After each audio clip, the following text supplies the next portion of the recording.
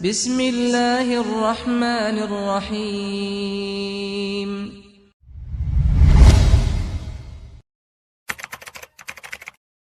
Bismillahirrahmanirrahim. Assalamualaikum warahmatullahi wabarakatuh. Alhamdulillah, alhamdulillahi rabbil alamin, wa bihi nasta'inu ala umuri dunya waddin. Asyhadu an la ilaha illallah wahdahu la syarikalah, ilahul awwalina wal akhirin, wa asyhadu anna Muhammadan abduhu wa rasuluh, as-sadiqul amin, sallallahu alaihi wa ala alihi wa sahbihi wa man tabi'ahum bi ihsanin ila yaumiddin, wa sallama tasliman katsira, amma ba'd.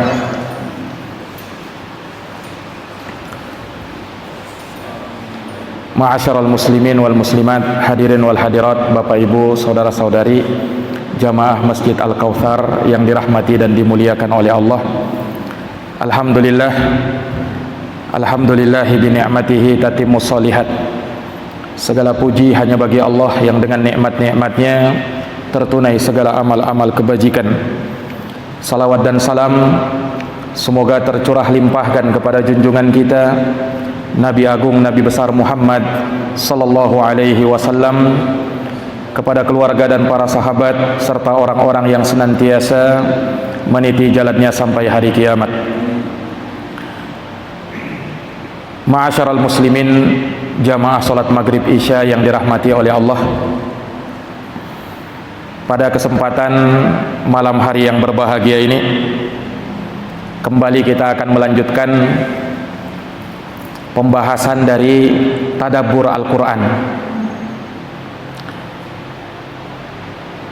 Karena memang kita perlu memahami makna dan kandungan Quran itu, sebab dia hidup kita, yang dengannya akan membuat hati akan semakin bercahaya. Makanya Quran disifatkan sebagai hudaw wa rahmah. Dia petunjuk yang membawa rahmat. Dia cahaya yang ada di dalam dada-dada manusia.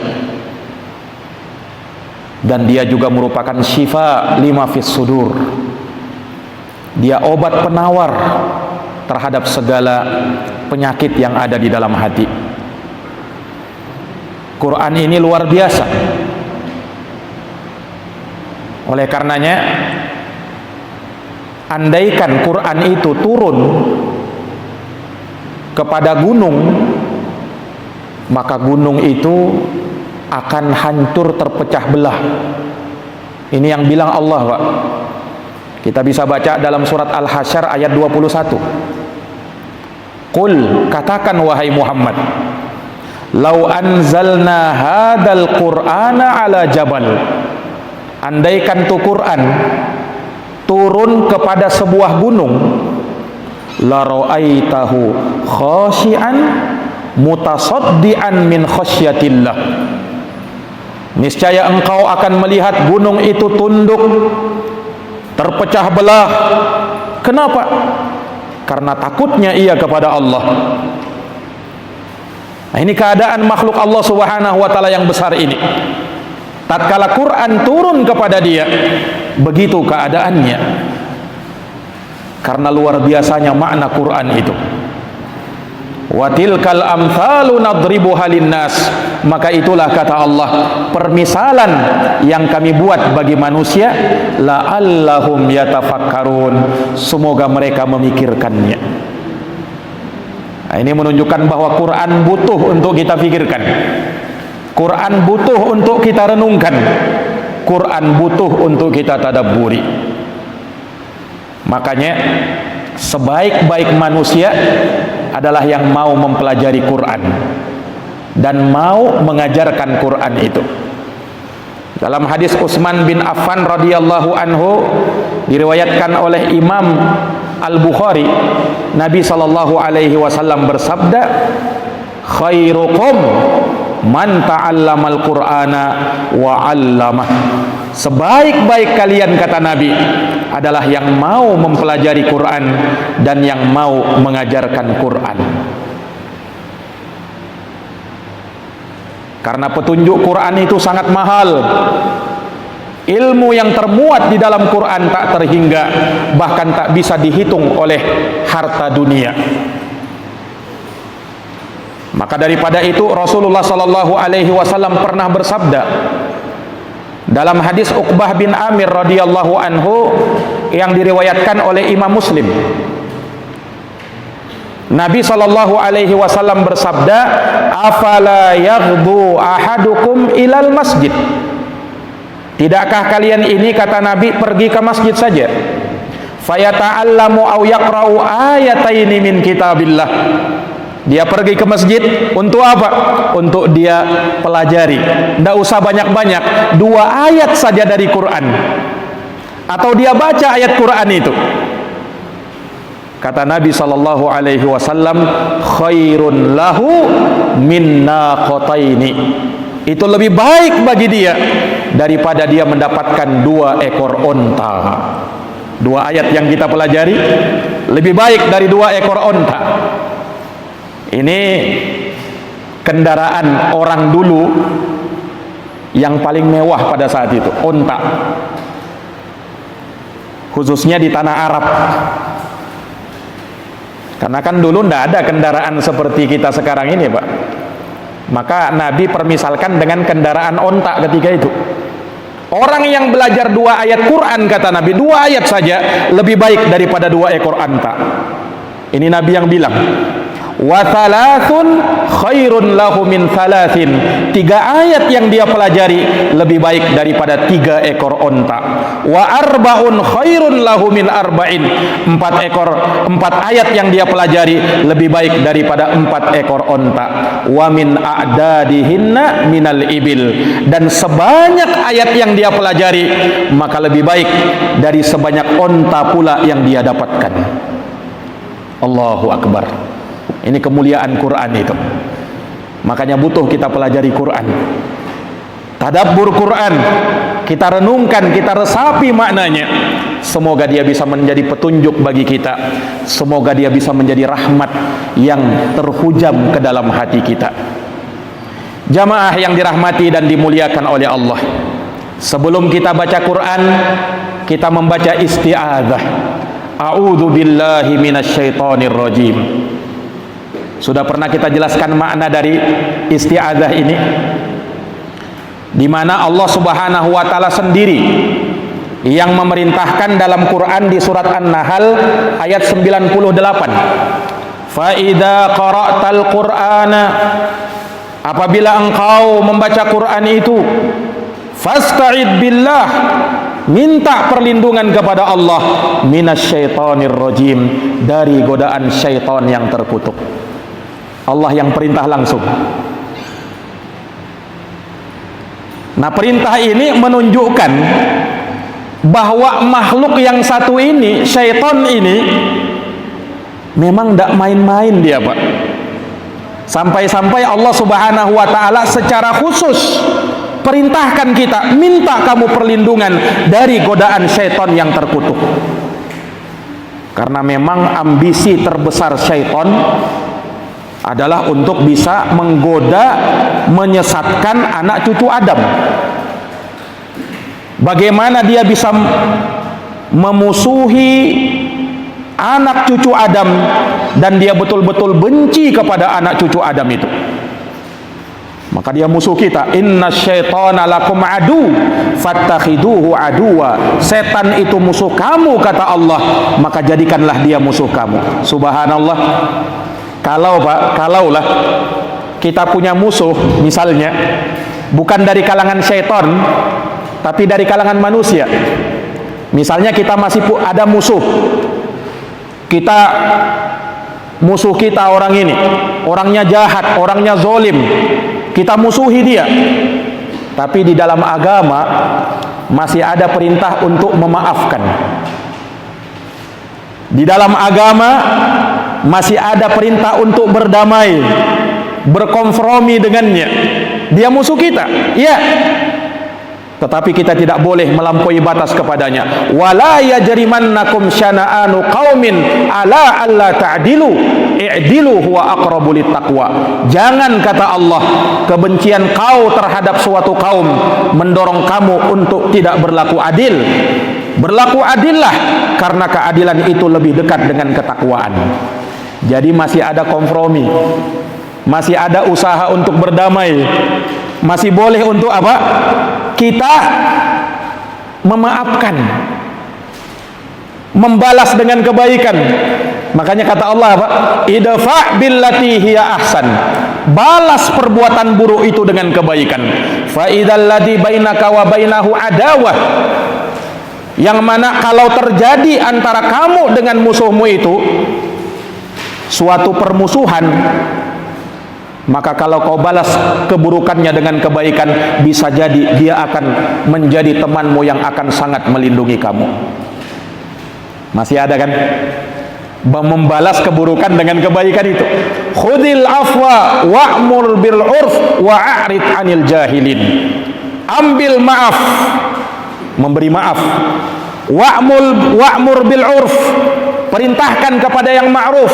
Wa'arid 'anil jahilin, berpalinglah dari orang-orang jahil. Ini kalau musuh kita manusia. Musuh kita masih orang yang sama dengan kita. Tapi kalau musuh kita setan, Mbak, tidak ada kompromi. Allah tidak katakan, sudah kamu kompromi aja dengan setan, atau sudahlah maafkanlah dia. Kamu apa dia menggoda kamu, maafkanlah dia. Tidak ada kan seperti itu, Pak? Tidak ada. Tapi perintah Allah apa? Fasta'id billah, minta perlindungan kepada Allah minasyaitonir rajim. Fa imma yanzaghannaka minasyaitani nazghun fasta'id billah innahu sami'un alim. Apabila, kata Allah, setan mengganggumu dengan suatu gangguan, setan menggodamu dengan suatu godaan, maka cepat-cepat kau minta perlindungan kepada Allah. Sesungguhnya dia maha mendengar lagi maha mengetahui. Jadi langsung Allah perintahkan. Tidak ada lagi bentuk kita bisa berdamai dengan setan itu, Pak. Tidak ada lagi waktu untuk kita bisa kompromi dengan setan ini. Karena memang itu tujuan hidupnya, untuk bagaimana bisa menggelincirkan manusia dari jalan Allah Subhanahu wa taala. Dan perhatikan juga, Allah tidak katakan kalau ada setan mengganggumu, Allah tidak katakan lawan dia, banting dia. Allah tidak katakan begitu. Tapi apa? Fasta'id billah, minta perlindungan kepada Allah. Menunjukkan, kata ulama, bahwa untuk melawan setan ini tidak cukup dengan diri kita sendiri, harus minta bantuan Allah. Makanya minta perlindungan. Bagaimana orang yang minta perlindungan itu?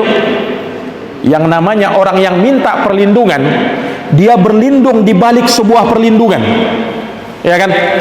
Persis seperti seorang anak misalnya, Pak. Seorang anak ketemu dokter, mau disuntik. Dia datang bersama orang tuanya. Dia lihat dokter itu, ketakutan dia. Apa yang dilakukan anak ini? Dia berlindung di balik tubuh ibunya, bapaknya.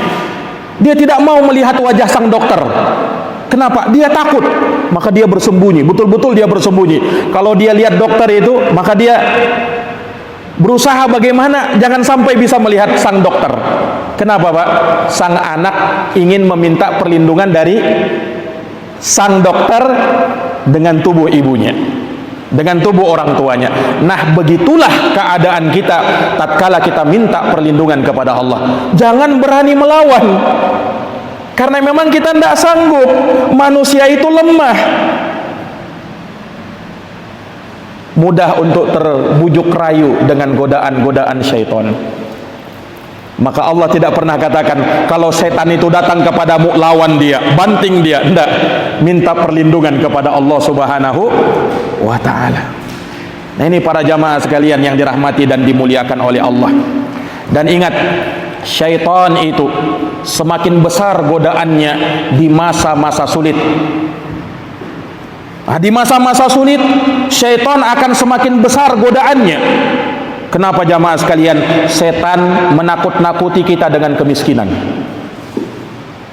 Allah Subhanahu wa taala berfirman, "Asy-syaitanu ya'idukumul faqra wa ya'murukum bil fahsya."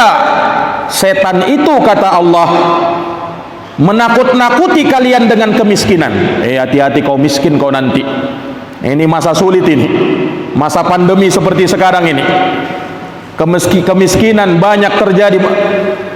Lapangan kerja banyak yang ditutup. Setan menakut-nakuti dengan apa? Dengan kemiskinan. Kemudian setelah itu, wa ya'murukum bil fahsya, maka dia memerintahkan kalian untuk melakukan perbuatan-perbuatan yang keji. Lihat ini jamaah sekalian.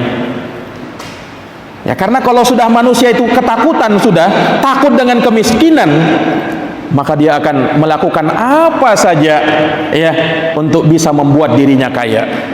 Makanya manusia sering gelap mata. Mereka melakukan perbuatan-perbuatan yang diharamkan oleh Allah Subhanahu wa taala karena syaitan yang menggoda dia. Syaitan yang menakut-nakuti dia. Makanya semakin besar manusia itu berada di dalam kesulitan, maka semakin besar pula godaan-godaan syaitan. Maka di hari-hari yang berat seperti ini jamaah sekalian, kita butuh minta perlindungan kepada Allah. Semakin mantap isti'adzah kita kepada Allah Subhanahu wa taala. A'udzu billah, aku minta perlindungan kepada Allah minasyaitonir rajim, dari godaan setan yang terkutuk. Sudah pernah kita jelaskan, setan itu kan kata para ulama, ismun lima tamarroda minal jinni awil insi awid dawabi. Setan itu kata ulama adalah suatu nama untuk makhluk yang durhaka, makhluk yang jahat, baik dari kalangan jin, manusia ataukah hewan. Makanya setan itu jangan dipikir hanya dari kalangan jin saja. Ada setan dari kalangan manusia, ada setan dari kalangan hewan. Nah, kita minta perlindungan kepada Allah Subhanahu wa taala dari semua makhluk yang jahat, dari semua makhluk yang menggoda, dari semua makhluk yang bisa mencelakakan. Tapi memang secara khusus makhluk jahat dari bangsa jin ini yang lebih harus lagi, karena dia lebih sulit. Kalau setan dari kalangan manusia, setan dari kalangan binatang, mungkin kita bisa lari darinya, mungkin kita masih bisa menghindar darinya. Tapi kalau setan, kita tidak lihat mereka. Innahu yarakum huwa wa qabiluhu min haitsu la tarawnahum. Sesungguhnya setan itu kata Allah melihat kalian, mengintai kalian, selalu mengertai kalian dari arah yang kalian tak mampu melihat mereka. Ini setan jamaah sekalian yang dirahmati dan dimuliakan oleh Allah Subhanahu wa taala. Dan setan itu menggoda manusia bisa sampai masuk ke dalam tubuh manusia. Nah, itulah kita melihat terkadang manusia kesurupan. Setan itu menguasai badannya manusia itu. Untuk apa? Untuk berbuat kerusakan. Jamaah sekalian yang dirahmati oleh Allah. Dan Nabi sudah ingatkan bahwa setan itu berjalan di badan kalian sesuai dengan peredaran darah. Disebutkan dalam sebuah kisah, Pak. Ketika Nabi SAW iktikaf di masjid, maka datanglah sebagian istri beliau ingin menengok Nabi SAW yang sedang iktikaf. Ketika itu istri Nabi mau pulang, Nabi antar ke rumahnya. Nabi antar, lewatlah dua orang sahabat Ansor melihat Nabi bersama perempuan. Mereka pun, dua orang sahabat Ansor ini langsung cepat-cepat pergi melihat Nabi SAW bersama seorang wanita. Maka Rasulullah SAW melihat itu, Nabi tegur dua orang sahabatnya ini. Kata Nabi, ala rislikuma, kalian pelan-pelan saja. Innaha Sofiyah, yang di sampingku ini istriku yang bernama Sofiyah. Kalian tidak usah khawatir, ini Sofiyah ini. Maka dua orang sahabat ini berkata, subhanallah ya Rasulullah, maha suci Allah ya Rasulullah, Nabi ingatkan. Sahabat ini ya telah dijatuhkan di dalam hatinya perasaan curiga kepada Nabi. Ini Nabi bersama siapa ini? Bersama seorang perempuan ini. Siapa perempuan ini? Ya kan? Nabi tahu, kata Nabi SAW, innaha Sofiyah, ini istriku ini, bukan siapa-siapa ini. Inna syaitana yajri min ibni Adam majrad dam. Ingatlah wahai sahabatku, kata Nabi, setan itu bisa berjalan di dalam tubuh kalian sesuai dengan peredaran darah kalian. Dan aku khawatir setan sudah melemparkan sesuatu yang jahat di dalam hati kalian, sehingganya menaruh kecurigaan kepada Rasulullah, orang yang paling mulia. Nah, ini jamaah sekalian, itu semua dari syaitan. Makanya prasangka buruk, ya, suudzon kepada saudara kita, ini dari setan, Pak. Iya. Tatkala kita melihat sesuatu, kita langsung bersuudzon tanpa kita memastikannya. Nah, ini orang ini memang begini ini. Saya lihat dia begini. Padahal bisa jadi itu tidak seperti itu. Makanya para ulama mengatakan, kalau kau melihat sesuatu ya terhadap saudaramu yang kamu menaruh kecurigaan kepada dia, maka berilah udzur kepada dia sampai 70 kali udzur. Kalau kau tak dapat udzurnya, maka katakan barangkali ada udzurnya yang aku tidak ketahui, supaya kita ini jangan terlalu bermudah-mudahan berburuk sangka kepada saudara kita. Nah, ini jamaah sekalian yang dirahmati oleh Allah. Sebab itu yang dilemparkan setan. Kalau kita sudah berburuk sangka kepada saudara kita, tertanam kebencian dalam hati. Sehingga kalau apapun yang dia lakukan, walaupun kebaikan, kita sudah menaruh kecurigaan. Ini jangan-jangan mau berbuat jahat lagi ini. Padahal dia mau pergi ke masjid misalnya. Padahal dia mau baca Quran misalnya. Nah, karena hati sudah apa? Sudah menaruh kebencian kepada dia. Setan sudah menanamkan yang seperti itu. Ingin merusak hubungan kita, Pak. Ini jamaah sekalian yang dirahmati dan dimuliakan oleh Allah Subhanahu wa taala. Maka jangan sampai kita terbujuk rayu oleh godaan-godaan setan ini. Para jamaah yang dirahmati dan dimuliakan oleh Allah, setan itu akan mencari kesempatan kepada kita. Dia lihat manusia itu mana sisi lemahnya dia. Setan akan datang dari arah itu. Setan pintar, Pak. Dia sudah berpengalaman. Sudah pernah menggoda manusia-manusia terdahulu. Nenek-nenek moyang kita sudah dia berhasil menggodanya. Bahkan Nabiullah Adam alaihissalam yang merupakan nabi berhasil digodanya. Makanya kita ini jangan sombong. Jangan sampai kita mengatakan, saya tidak mungkin setan berhasil menggoda saya. Oh, bagaimana bisa? Lebih baik mana kita ini atau Nabi Adam? Adam itu seorang nabi yang mulia, tapi bersamaan dengan itu Nabiullah Adam berhasil setan menjerumuskan dia memakan buah yang terlarang, ya kan? Akhirnya dia pun dikeluarkan dari surga. Nabi ini, nah kurang apa lagi Nabi Adam itu? Nah, kita mau mengatakan bahwa kita tidak mungkin terjerumus dari godaan setan?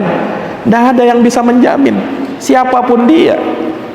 Ini jamaah sekalian yang dirahmati oleh Allah. Setan melihat manusia itu, kira-kira dari mana, arah mana yang dia lemah ini. Kalau dia lihat, setan melihat ini orang kayaknya lemahnya ini ya di pintu wanita, maka dia akan munculkan rayuan-rayuan, godaan-godaan kepada wanita. Karena setan tahu dia lemah dengan wanita ini. Nah, maka dibuat ya, setan akan membuat dia tergelincir dari pintu tersebut. Kalau setan melihat, ini orang ini lemah dia dari sisi harta ini, maka akan dibuat godaan-godaan dengan harta. Kalau setan melihat, ini orang lemah ini dengan pangkat dan jabatan, maka diberikan itu. Nah, karena setan tahu dia lemah dari sisi ini. Ini jamaah sekalian yang dirahmati dan dimuliakan oleh Allah. Setan akan mencari pintu-pintu apa saja yang bisa dia lakukan untuk menggelincirkan manusia. Tatkala manusia itu sendiri, setan akan berkuasa kepada dirinya. Makanya setan itu semakin dekat kepada manusia kalau dia seorang diri.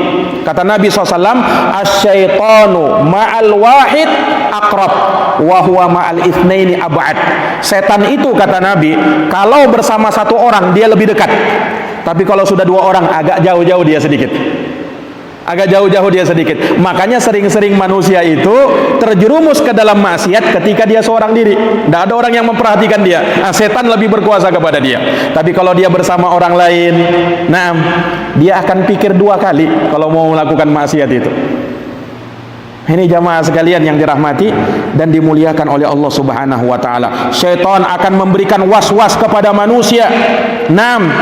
Dia akan memberikan was-was kepada manusia sehingga manusia itu pun terlena, terbujuk sehingga ia pun jatuh dari istiqomah kepada Allah Subhanahu wa taala. Terkadang dibuat maksiat kepada Allah Subhanahu wa taala itu indah. Apalagi kalau sudah diberikan label-label yang indah. Lihat Pak, ketika setan menggoda bapak kita Adam alaihi salam, setan itu menampilkan dirinya sebagai seorang penasehat. Lihat di dalam Quran, fawaswasa ilaihi syaitan. Setan memberikan was-was kepadanya, kepada Adam. Qala ya Adam. Setan berkata, ini kok kata setan ini, Adam, hal adulluka aja ala syajaratil khuldi. Inginkah kau ketunjukkan kepada pohon syajaratul khuldi, pohon kekekalan. Ini yang kita kenal dengan buah khuldi, maksudnya buah kekekalan. Kalau kau makan ini wahai Adam, kau akan jadi manusia yang kekal, tidak mati-mati kau Adam. Wa mulkin la tubla, wa mulkin la yabla, dan suatu kerajaan yang tak pernah ada habis-habisnya. Lihat, ini ucapan setan kepada Adam. Kemudian dia tambahi lagi, tidak cukup sampai di situ. Wa qala ma nahakuma rabbukuma an hadhihi syajarah illa an takuna malakaini aw takuna minal khalidin. Sesungguhnya kata setan, Tuhanmu wahai Adam tidak melarang kamu makan buah ini kecuali agar kamu ini jangan menjadi malaikat, agar kamu ini jangan menjadi orang yang kekal. Godaan setan kepada Adam. Tidak cukup sampai di situ. Setan meneruskan godaannya. Wa qasamahuma, dan setan bersumpah di hadapan Adam. Bersumpah setan, aku bersumpah wahai Adam, inni lakuma laminan nasihin. Sesungguhnya aku ini betul-betul memberi nasihat kepada kamu. Setan Pak bersumpah di hadapan Adam bahwa dia menampilkan dirinya, saya ini penasehat, padahal dia setan. Menampilkan dirinya sebagai seorang penasehat. Luar biasa. Sampai dia berhasil menggelincirkan bapak kita Nabiullah Adam alaihi salam. Subhanallah. Ini jamaah sekalian, makanya jangan sampai kita tertipu ya dengan godaan syaitan yang menjadikan manusia terjerumus ke dalam perkara-perkara yang diharamkan oleh Allah Subhanahu wa taala. Setan itu selalu menakut-nakuti manusia. Maka jangan pernah kita takut sama setan itu. Allah mengatakan, innama dzalikumus syaitan yukhawwifu awliya'ah fala takhafuhum wa khafuni in kuntum mu'minin. Sesungguhnya itu setan-setan yang mempertakut-takuti wali-walinya. Jangan kau takut sama setan. Kenapa tidak takut sama setan? Karena ada Allah. Kita minta perlindungan kepada Allah. Fala takhafuhum, jangan kau takut kepada mereka. Wa khafuni, tapi takutlah kepadaku. In kuntum mu'minin, itu jika kalian adalah orang-orang yang beriman. Ini jamaah yang dirahmati dan dimuliakan oleh Allah Subhanahu wa taala. Nah, luar biasa godaan setan Pak kepada manusia. Setan akan terus membisikkan manusia kepada perkara-perkara yang membuat dia akan jatuh, membuat dia akan mundur, membuat dia akan berhenti.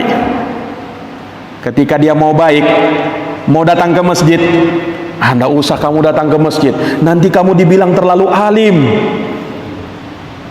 Wah, ini orang terlalu alim, kenapa? Terlalu sering ke masjid. Tidak usah terlalu alim lah. Nah, lihat setan, subhanallah. Ini jamaah sekalian, ketika orang itu sudah mau baik, mau berhijrah, setan menjerumuskan lagi. Setan membisikkan lagi, tidak usah kau terlalu belajar agama. Kenapa? Nanti kamu yang susah. Kalau kau banyak tahu, terlalu banyak nanti perintahnya. Mending kau tidak usah tahu, lebih selamat. Ini jamaah sekalian. Nanti kalau kau terlalu sering ke masjid, nanti kau jadi teroris. Nanti kau dicap sebagai seorang aliran keras, Wahabi dan lain sebagainya. Ini jamaah sekalian yang dirahmati oleh Allah. Ini semua godaan-godaan syaitan supaya kita gugur dari istiqomah itu. Nah, makanya jihad yang paling besar adalah jihad melawan syaitan. Al-Hafidh Ibnu Hajar rahimahullah dalam kitabnya Fathul Bari menyebutkan bahwa al-jihadu badlul juhdi. Yang namanya jihad itu mengerahkan segala upaya, segala usaha untuk memerangi musuh. Dan dia, kata Al-Hafidh Ibnu Hajar, ala arba'i maratib, ada 4 tingkatan, kata Ibnu Hajar. Apa itu? Jihadun nafsi. Yang pertama, jihad melawan diri sendiri, melawan hawa nafsu, angkara murka. Yang kedua, wajihadus syaitan, jihad melawan setan. Jadi setelah melawan jiwa, melawan hawa nafsu, kita berjihad lagi melawan setan. Yang ketiga, jihadul fusaq, jihad melawan orang-orang fasik. Baru setelahnya jihad melawan orang kafir, jihadul kafirin. Nah, ini mau berjihad melawan orang kafir, sementara melawan dirinya sendiri aja masih belum bisa dia. Melawan syaitan dia masih belum bisa. Ini jamaah sekalian yang dirahmati oleh Allah, kita berjihad melawan syaitan, yaitu dengan cara mengetahui khutuwatus syaitan, langkah-langkah syaitan. Ini jamaah sekalian yang dirahmati oleh Allah. Setan akan melihat kita, kalau manusia ini tidak bisa terjerumus ke dalam dosa-dosa besar, setan akan mengalihkan kepada dosa-dosa kecil. Nah, ini orang ini kuat sudah, tidak mungkin dia bisa membunuh orang, tidak mungkin dia bisa berzina, tidak mungkin dia mencuri barang orang. Nah, sudah kita jatuhkan dia dengan dosa-dosa kecil dulu. Akhirnya dia menganggap remeh dosa kecil. Ini kan cuma dosa kecil ini, tidak apa-apa dulu ini dosa kecil. Subhanallah. Dari dosa kecil itu sudah mulai terbiasa dia, akhirnya meningkat, dan dosa kecil tidak akan dianggap kecil kalau terus dilakukan. Ibarat kerikil, Pak, kalau dikumpulkan jadi bukit dia, lama-lama jadi gunung dia. Dan Anas bin Malik, sahabat Anas bin Malik mengatakan dalam sebuah athar beliau, innakum, sesungguhnya kalian ini, kata Anas bin Malik, la ta'maluna a'malan, kalian melakukan suatu amalan, suatu pekerjaan, suatu dosa, hiya adaqqu fi a'yunikum minasy'ar, mungkin kalian lakukan itu ya, kalian anggap remeh, kalian anggap itu lebih tipis dari sehelai rambut. In kunna lana'udduha ala ahdi Rasulillah sallallahu alaihi wasallam minal mubiqat. Padahal kami dulu menganggap itu perbuatan sebagai perbuatan yang bisa membinasakan kami. Kata sahabat Anas bin Malik radhiyallahu taala anhu. Makanya jamaah sekalian yang dirahmati oleh Allah, jangan sampai kita berhenti.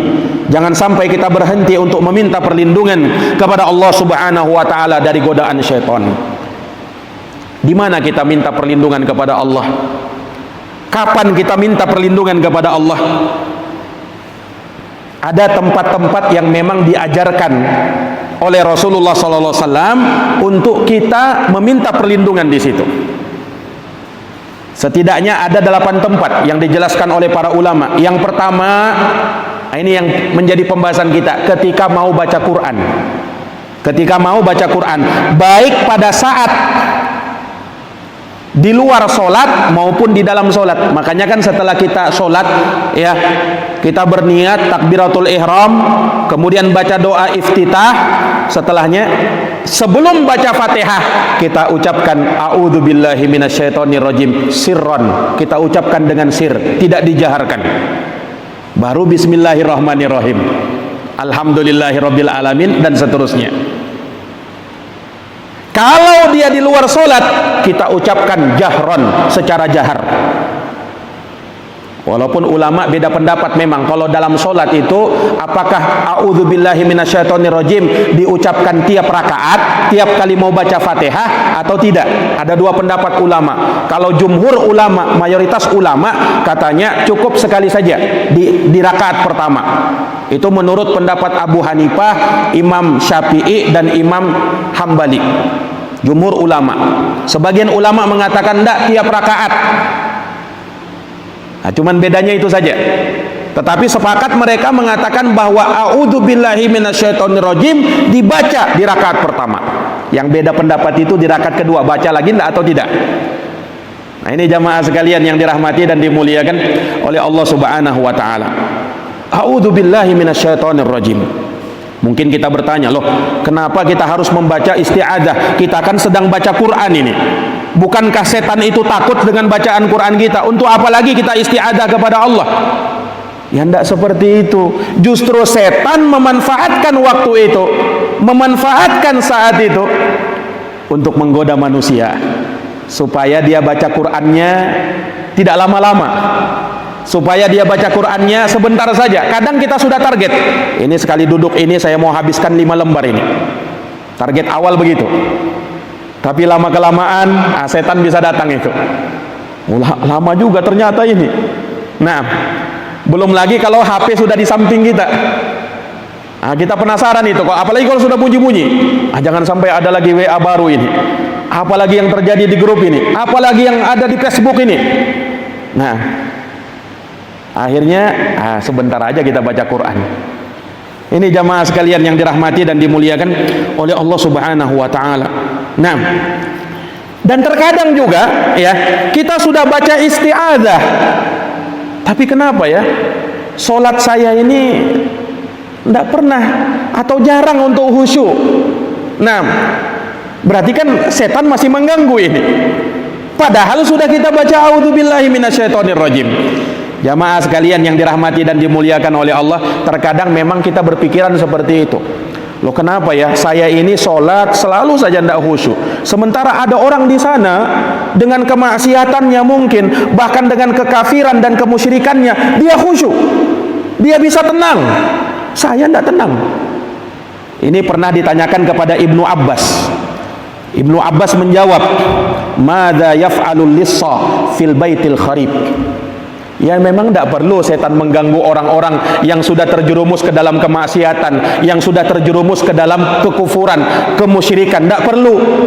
Kenapa? Kata Ibnu Abbas, perumpamaannya, ya untuk apa lagi seorang pencuri mencuri di rumah yang sudah reot, tidak ada apa-apanya, sudah mau roboh. Ini perumpamaan. Sang pencuri ibaratnya seperti setan, sementara rumah yang mau roboh itu, itulah orang yang berada dalam kemaksiatan, kekufuran, kemusyrikan. Untuk apa lagi diambil? Untuk apa lagi digoda? Nah, sementara orang yang berada di atas ketaatan, ini yang butuh digoda dia ini. Karena dia berada di atas ketaatan. Subhanallah. Ini jamaah sekalian yang dirahmati dan dimuliakan oleh Allah. Dan lihat bagaimana tatkala seorang membacanya tapi masih saja tidak khusyuk kepada Allah. Jamaah sekalian, bukan salah bacaannya, bukan. Tapi terkadang diri kita yang harus kita koreksi.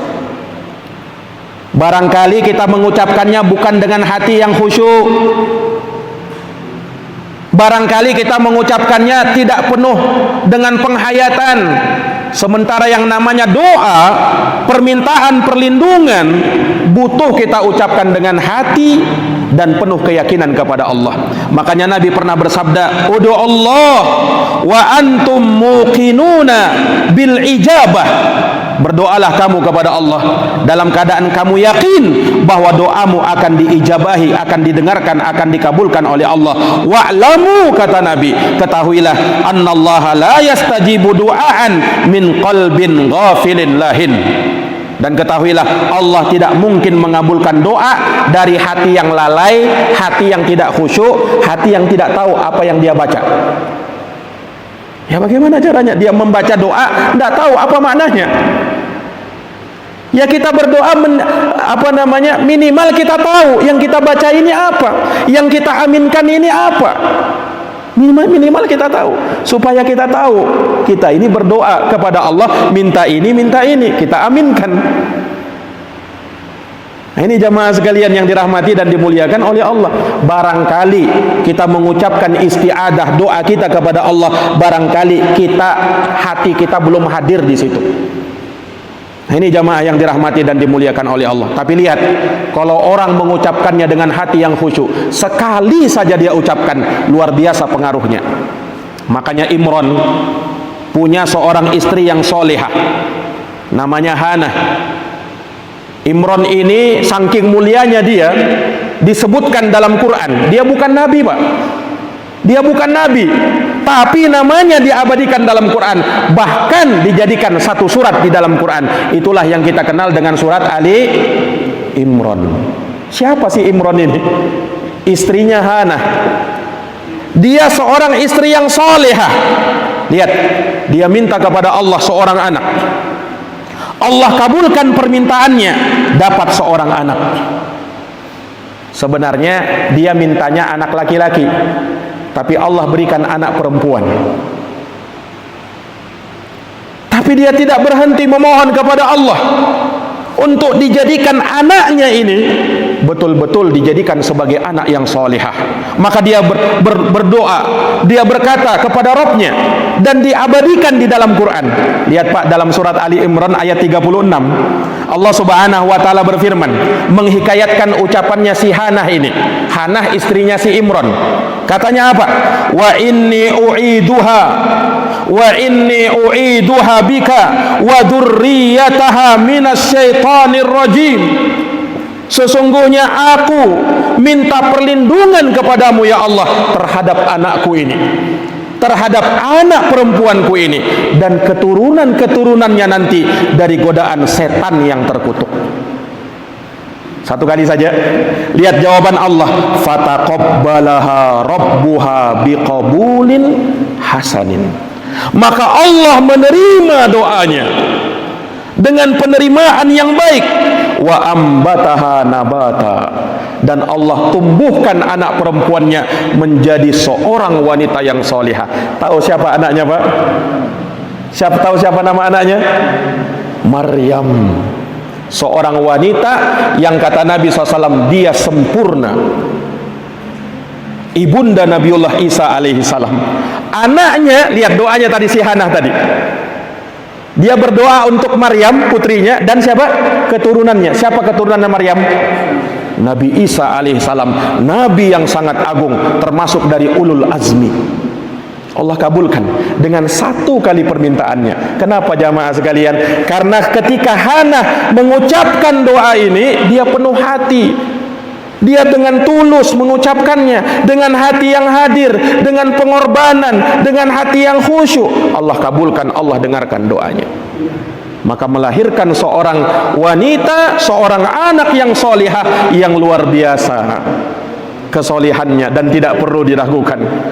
Jamaah yang dirahmati dan dimuliakan oleh Allah, ini kita minta perlindungan kepada Allah subhanahu wa ta'ala. Sekali lagi, kalau kita menginginkan dari itu, itulah makanya kita tadaburi makna isti'adzah itu, Pak. Kita kan sudah sering mengucapkannya, ya kan? A'udzubillahi minasyaitonirrajim. Tidak tahu sudah ribuan kali kita sudah ngucapin itu, ya kan? Tapi terkadang kita mengucapkannya dalam keadaan kita mungkin belum tahu makna dan kandungannya itu. Makanya kita pelajari. Kita perlu tahu, ya, kita perlu resapi makna-maknanya supaya betul-betul kita mendapatkan perlindungan dari Allah Subhanahu wa taala. Kemudian dari was-was syaitan.